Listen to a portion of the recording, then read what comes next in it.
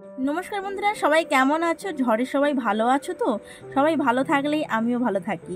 তা আমি খুব ভালো আছি। আর এই ভিডিওটা হচ্ছে ঝড়ের দিন সকালবেলা, এই যে রবিবার দিন সকালবেলা। তো রাত্রিবেলা ঝড় আসবে, সেই জন্য বলা হয়েছিল রাত্রিবেলা মাংস করবে, আমার বিরিয়ানি করবে।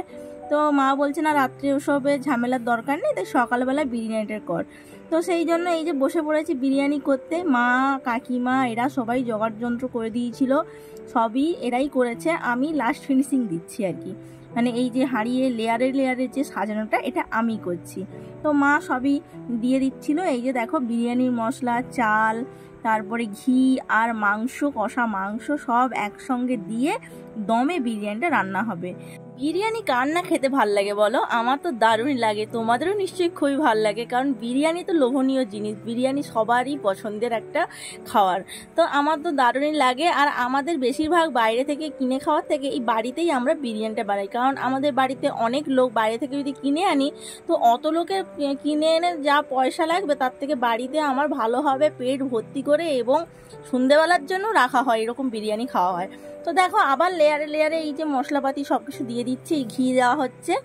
আর ঘিটা আমি একটু বেশি করে দেই, কারণ ঘিটা আমার পছন্দ। আর এপাশে দেখো, এই যে এই জলের মধ্যে ছিল ফুড কালার, আমুল দুধের মধ্যে ফুড কালার, কেওড়ার জল, গোলাপ জল আর হচ্ছে মিঠা আতর, সব একসঙ্গে গুলিয়ে ওটা পুরো হাঁড়ির মধ্যে ছড়িয়ে দিয়েছি, যাতে সবের ভাতের সঙ্গে মিশে যায়।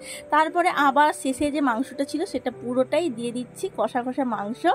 তারপরে ভাতটা চাপা দিয়ে এরপরে বেরেস্তাটা দিয়ে দিচ্ছি। তো বেরেস্তাটা মা ঠিকঠাকভাবে ভাজতে পারেনি, ঠিক কথা। তো তারপরে দেখো, বিরিয়ানি তো রেডি হয়ে গেছে, একদম দমে আধা ঘন্টার মতো ছিল। তারপরে দেখো খুলে নিয়েছে। ঢালার সময় ভিডিওটা করতে পারিনি, তাই তারপরে যখন মা এক জায়গায় করে দিয়েছে, তারপরে আমাকে ডাকছে ভিডিওটা করে নে, তখন আমি এসে ভিডিওটা করলাম। দেখো, এইবারে আমি একটা থালাতে বেড়ে নিচ্ছি। আর এই যে লেগ পিসগুলো না একটু খুলে খুলে গিয়েছিলো, দু একটা লেগ পিস, জানি না কেন। এখানে দেখো, এটা আমার প্লেট, এটা আমার না, আমার বরের প্লেটে আমি সাজিয়ে নিয়েছি এই যে লেগ পিস, আর সঙ্গে আরেকটা পিস। আর এই পাশে রায়তাও বানিয়েছি, ওই টক দই দিয়ে একটু বিট লবণ, জলজিরা, শসা, পেঁয়াজ দিয়ে রায়তা বানিয়েছি। তো বিরিয়ানির সঙ্গে রায়তা না খেলে ভালো লাগে বলো? রায়তা স্যালাড তো বিরিয়ানির সঙ্গে মাস্ট মাস্ট দরকার। তারপরে এই যে আমার বর একদম কবজি ডুবিয়ে খেতে বসে পড়েছে। তো ওই ভিডিওটা দেখলে একটু লজ্জাই পাবে, কারণ ওর খালি গায়ে ছবিটা দিয়ে দিলাম, সরি। তো তোমরা ওটাকে কিছু মনে করো না। এই দেখো, দেখি দেখে আমাকে খাচ্ছে। আর একটা লেগ পিস, ওকে তো মা সবসময় ভালো মাংসটাই দেয়, তো জানি। আর আমাকে সব থেকে যেটা হয়তো একটু হয়ে গেছে সেগুলোই দেয়। তো যাই হোক, তা জামাই বলে কথা, জামাইকে তো ভালোটাই দিতে হবে, তাই না? আর এপাশে আমার বোনও খেতে বসেছে, ওপাশে আমি, আর ওপাশে দিয়ে আমার ভাই ছিল। আর মা একটু পরে বসবে, বাবা আর সবাই তো এক জায়গায় টেবিলে হবে না, সেই জন্য বাবা, কাকিমা সবাই নিচে বসেছিল। আর দাদু ঠাকুমা আগেই খাওয়া হয়ে গেছে। আর আমার মেয়ের জন্য তো বিরিয়ানিও খায় না, ওর জন্য ওর বাবা একটা বড় মাপের লেগ পিস এনেছিল, ওকে সেটা একটু হালকা মশলা দিয়ে রান্না করে দেওয়া হয়েছে, ও সেটাই খেয়ে নিয়েছে।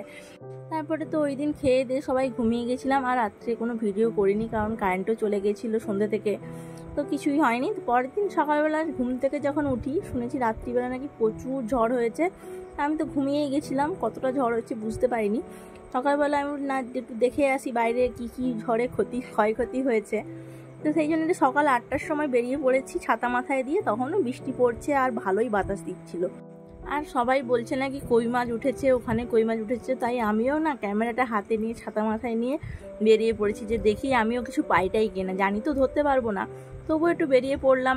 আর এইরকম বাতাসে ঝড়ের পর বেরোতে না আমার না দারুণ লাগে, সে বিকেলবেলা হোক বা রাত্রিবেলা বেরোই না, কিন্তু সকালবেলা হোক, যখনই হোক বেরোতে আমার দারুণ লাগে।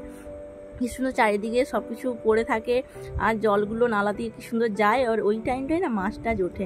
আমি তো ধরতে পারি না, সেই জন্য করতে পারবো না। তারপর যেতে যেতে দেখি একটা কি বিশাল বড় গোসাপ, দেখো তোমরা নিশ্চয়ই দেখতে পাচ্ছ। তো ওই গোসাপটা এখানেই চলে এসছে, আর এখানে না মাছ উঠছিল, সেই জন্য হয়তো খাওয়ার জন্য চলে এসছে। আর এখানে দেখো কি সুন্দর জলটা যাচ্ছে, আমার তো পা নামতে ইচ্ছে করছিল। তারপরে দেখো, এত পরিমাণ হঠাৎ করে আবার ঝড়টা মানে উঠে পড়েছে, ভালোই বাতাস। আর ওপাশ থেকে একটা জেঠিমাও আসছিল ছাতা মাথায় দিয়ে, সবাই বেরিয়ে পড়েছে একটু বাইরের দৃশ্য দেখতে। তো তাই জন্য আমিও বেরিয়েছিলাম। তখনও পর্যন্ত ভালোই বৃষ্টি হচ্ছে, আর ওপাশে গেলাম না। এবারে আমি বাড়ি চলে আসবো, কারণ ভালোই বৃষ্টিটা জোরে আরম্ভ হয়ে গেছিলো। আর আমার তো দারুণই লাগছিলো এই পরের দিনের এটা দেখতে, সকালবেলাটা। আর তোমাদের ওখানে কাদের ওখানে কতটা ঝড় হয়েছে একটু কমেন্ট করে বলো, আর কোনো ক্ষয়ক্ষতি হয়েছে কিনা। তো আমার এখানে কিছুই ক্ষয়ক্ষতি হয়নি। আর ওই যে আমাদের বাড়িটা, আর বাড়িটা তো কিছু হয়নি, কোনো কিছুই হয়নি, গাছপালাও তেমন ভেঙে পড়েনি।